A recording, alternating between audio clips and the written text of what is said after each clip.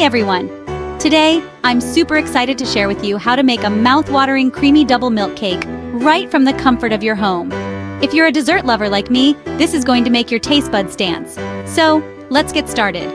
First things first, you'll need some basic ingredients: full cream milk, sugar, baking powder, flour, and some cardamom for that amazing aroma. Start by taking a large, heavy-bottomed pan and pour in 2 liters of full cream milk.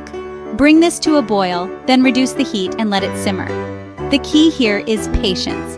Keep stirring occasionally to prevent the milk from sticking to the bottom of the pan. As the milk reduces to about half, it's time to add some magic. Sprinkle in 1 cup of sugar and a teaspoon of crushed cardamom. This not only adds sweetness but also infuses the milk with a delightful, fragrant twist. Keep stirring as the milk thickens and becomes creamy. Now grab another ½ liter of milk and mix it with 4 tablespoons of flour and a teaspoon of baking powder. This is your thickening agent.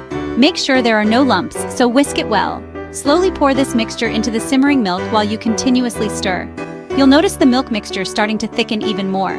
Cook this for about 10 more minutes, stirring constantly until it becomes a smooth, thick, batter-like consistency. Pour this heavenly thick milk batter into a greased baking tray. Smooth it out with a spatula to ensure an even layer. Preheat your oven to 180 degrees Celsius and bake the mixture for about 15 to 20 minutes, or until you see a beautiful golden crust form on top. Once done, let it cool slightly and then cut into desired shapes. I love cutting mine into diamond shapes. It just makes it look all the more tempting. And there you have it. Your creamy double milk cake is ready to devour. Serve it warm with a dollop of whipped cream or just enjoy it as it is.